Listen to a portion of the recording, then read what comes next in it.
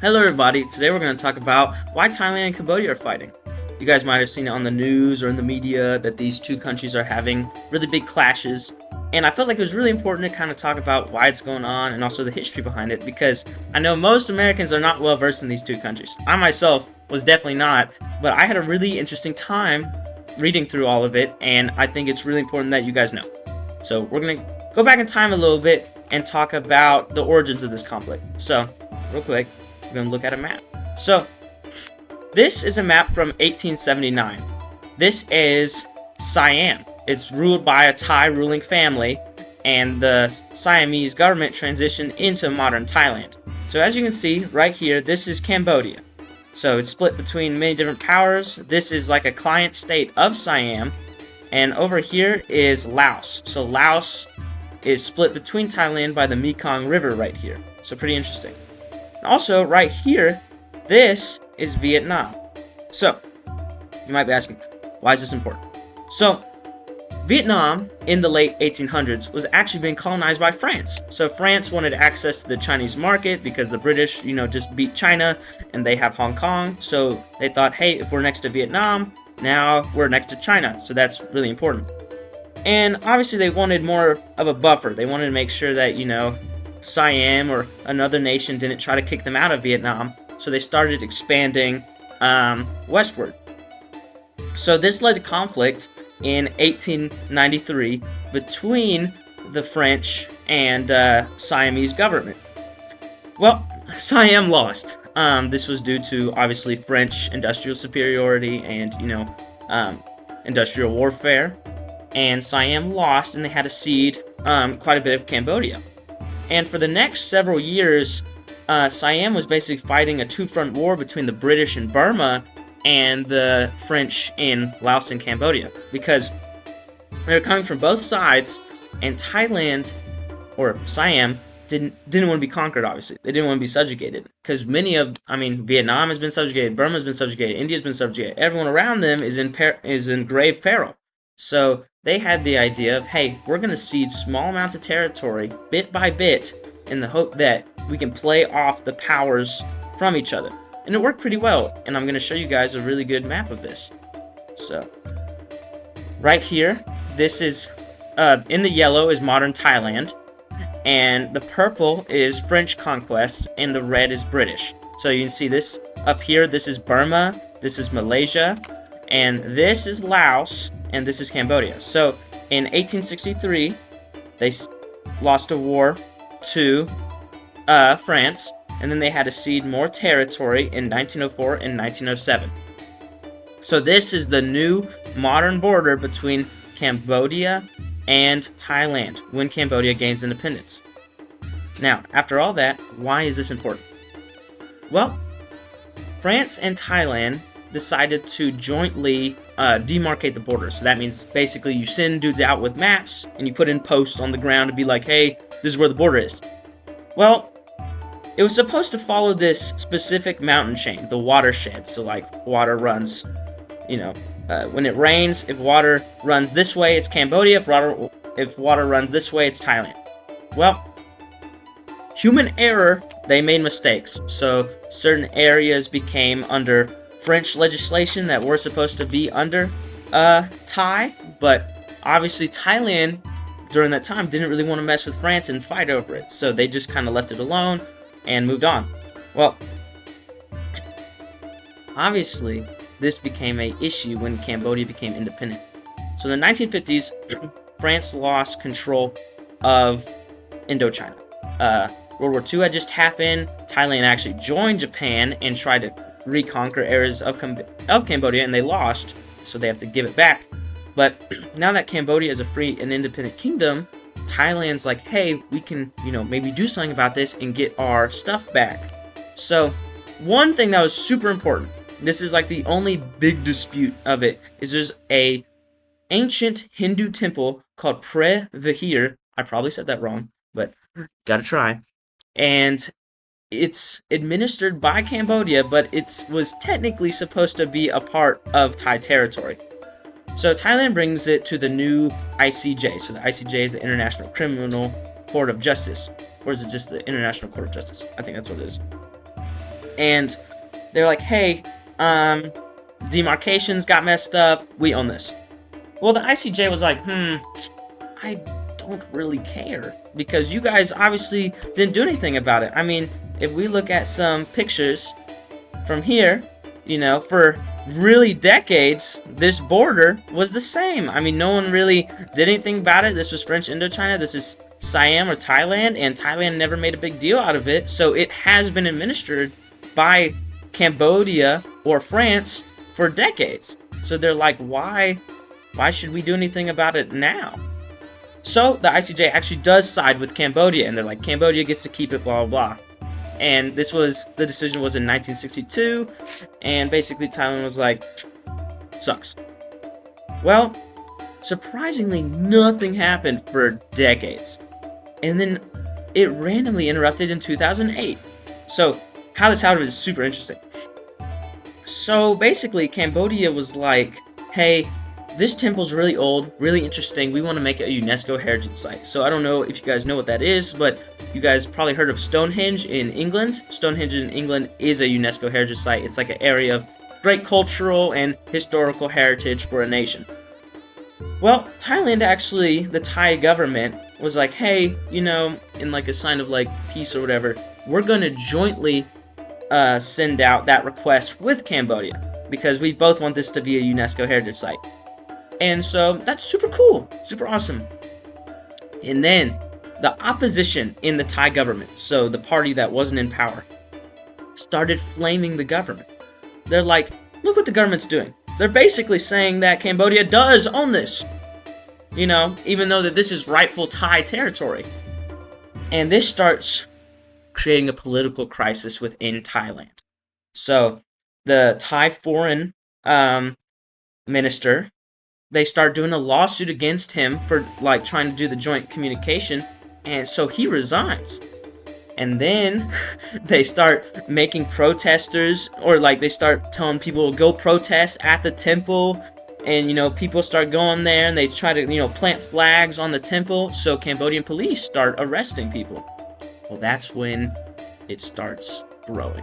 The issues start coming. So in 2008, I think it's towards, the end in October, I think. Basically, Thailand and Cambodia both start sending troops to the border. Well, this is when chaos starts erupting. They send troops to the border, they're in the hundreds, and then one day, they start shooting at each other, and from then to 2011, Thailand occupies Prevahir as theirs. So the Thai government basically pushes in, they take over that, more fighting erupts around multiple different disputed territories, and it was only in 2011 did they withdraw because a really violent clash happened that year. So that was the very first time the two countries fought over this territory, and it's very strange just how long it happened after the ICJ decision, and it's interesting how it reignited. So now we're going to kind of talk about what's going on right now. So in 2025, this is the big deal stuff. So in May 28th, Thai and Cambodian troops exchanged fire on the border between Laos, Cambodia, and Thailand. And I have a very good map for this, and I want to show you guys. So this right now shows the border clashes between the two of them. I'm going to put it in the description so anyone can look at it if they desire. I did not make this. So basically, the very first skirmishes happen right here at this tri-point border. Now, this is not where the temple is. So this is just called the Emerald Triangle. So shooting and fighting started here in 2025. Now, both sides obviously claim the other started the fighting. But we do know that one Cambodian soldier was killed during this short fighting. Now, both sides didn't really want war. They both tried to like de-escalate, but really they couldn't find any agreements. And well, this is when a gigantic crisis happened. So this is the phone leak. So basically, the Prime Minister of Thailand, Potongtarn Shinawatra, I'm so sorry for any Thai viewers, I'm really trying. So he used it. It's a woman. She was the prime minister of Thailand earlier this year. She tried to call the Senate president of Cambodia, so like a really high tier politician within Cambodia, just to kind of informally talk about what's going on. But she didn't go through any government channels. It was just like she just called this person like on a personal call. Well, that person's name was Hun Sen. Well, Hun Sen video recorded the call, the whole thing, and then then he released it into the wild. He's like, "Hey, look, your prime minister called me about this." Well, most people were like, who cares?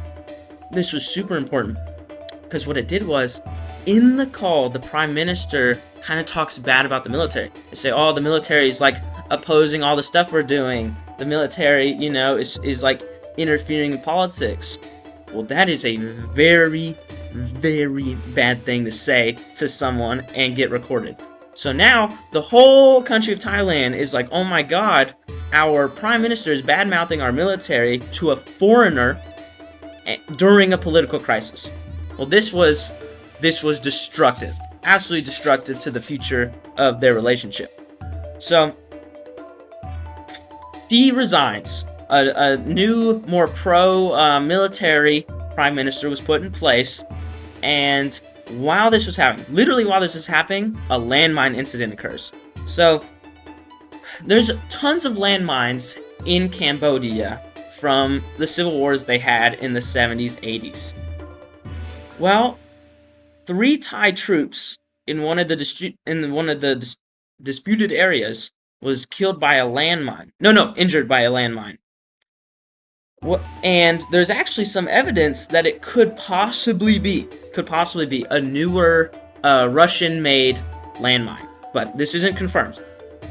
And this just exploded nationalism and fury within Thailand. Not only have they felt like they've been disrespected by their own prime minister to a foreigner, but now like they've died on, they've been killed by a foreign mine in their mine. So Thailand starts going nuts. What they first do is they start closing the border between Cambodia and Thailand, and Cambodia obviously reciprocates, and tensions are growing between the two.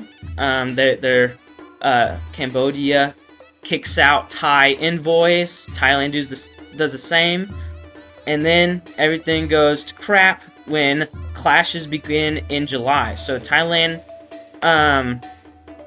they just start shooting at each other. Basically, a UAV, an unmanned aerial vehicle from Cambodia. This is claimed by Thailand, so this isn't for sure either. Started flying near the Thai line of contact, and basically Thai troops start shooting at it. After that, they also say Cambodia starts rocket launching them, and then that's when clashes begin this year in July.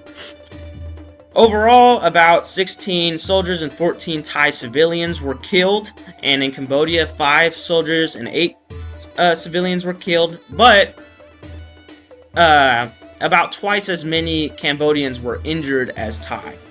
So, and then overall, both countries about had 150,000 people displaced or evacuated. Now, while all this is going on, there's many more tensions going on in the world. So, India and Pakistan were kind of beefing. You have, obviously, the war going on in Gaza and Ukraine. And Donald Trump kind of comes in, and he's like, hey, he's trying to be this peacemaker guy. So, he's like, oh, we need peace between these two, and also for trade deals and stuff. He's trying to get some trade deals. So they actually come together on July 18th, and they sign the first ceasefire. This ceasefire was many times violated. So basically a second ceasefire was put through, and I'm just going to real quick read the stuff about it. So, number 1, the withdrawal of heavy artillery and armored vehicles from contested border areas. 2, the establishment of an interim ceasefire monitoring team composed of ASEAN, so that's basically like a EU kind of organization in Southeast Asia, observers and representatives from both countries, bilateral cooperation on landmine clearance and removal of unexploded ordnance from formal combat zones. 4, replacement of missing or disputed border markers with temporary markers until permanent demarcation could be negotiated. 5. The release of 18 Cambodian prisoners of war detained by Thailand during the conflict. 6. Formation of joint task force to address the cross-border proliferation of scam centers and transnational criminal activities. Boom! Okay, so that was kind of what they agreed on, and then literally on November 10th, 2 Thai soldiers were injured by another landmine, and Cambodia suspends the peace deal. And ever since, on December 7th at 2:15, Cambodia said that Thai troops began firing weapons on the border. So, ever since then, there's been insane fighting. Real quick, I'm just going to give you an overview of the map. You're seeing border clashes on literally every single dispute area. You have it at the triangle. You have it over here where mass shelling is happening on both sides. You have Thai troops starting to push back Cambodians within certain areas. You have Thailand is actually airstriking pretty deep into Cambodian territory, as Cambodia doesn't really have very strong air defense systems. So it's not yet a war, but it's definitely getting close. And I would just like to thank you guys all for watching, and let's all hope that this war ends soon. But if it keeps going on, I'll probably make another video on it one day. But final thing, main videos are going to be up on Saturdays from now on. We're going to kind of have short videos throughout the week sometimes. So thank you guys for watching, and have a great day, y'all.